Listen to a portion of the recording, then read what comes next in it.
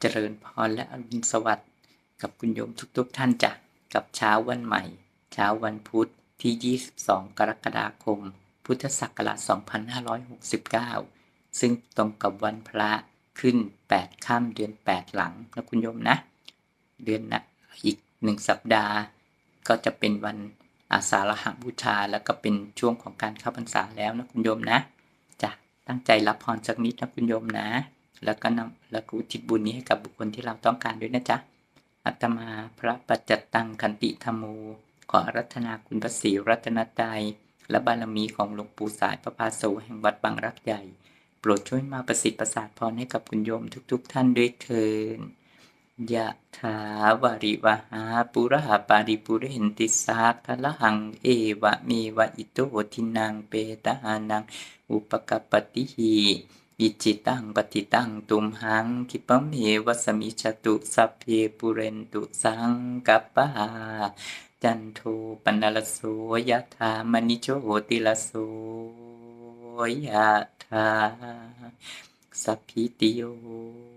วิวัชชันตุสัพพะโรโควินาศตุมาเตภวัตวันตรายโยสุขีทีคายุโกภวะอภิวาทนาสีลิสนิจังวุฒปัจจายโนจัตตารโอธรรมวัฏฏันติอายุวโนสุขังภาลังสักกตวาพุทธรัตนังโอสถังอุตตมะวลังหิตังเทวมนุสานังพุทธเตเชนะโสตินานาสันตุปัฏฐวาสัพเพทุกขอุปสัมมินตุเตสักกตวาธัมมรัตนังโอสถังอุตตมะวลังปริลาหูปสัมมนังธัมมเตเชนะโสตินาสันตุปัฏฐวาสัพเพพยาวูปสัมมินตุเตสักกตวาสังขารตนังโอสถังอุตตมะวลังอาหุนายยังปาหุนายะสังคเตเชนะโสตินานาสันตุปัฏฐวาสัพเพโรคาวูปสัมมินตุเต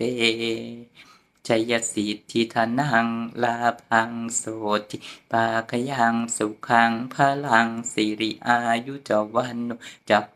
คังวุฒิจะยสวาสตวาสจะอายุจะชีวสิทธิ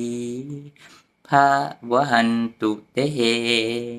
ขอส่วนผลบุญนี้จงมาเป็นภาระปัจจัยส่งผลในคุณโยมคิดหวังสิ่งใดประสงค์สิ่งใดก็ขอให้สมความมุ่งมั่นปรารถนาตามที่ตั้งใจไว้ได้เถิดสาธุอนุโมทนาบริจาคให้มีความสุขมากๆกันทุกท่านนะจ๊ะให้แข็งแรงมีแต่ความสุขกายสุขใจไม่มีโรคภัยใดๆมาเบียดเบียนและฝากบุญให้กับทุกคนในบ้านด้วยนะคุณโยมนะสาธุเจริญพรจ้ะรักษาสุขภาพกันด้วยนะคุณโยมนะให้แข็งแรงเข้าไว้นะจ๊ะสาธุ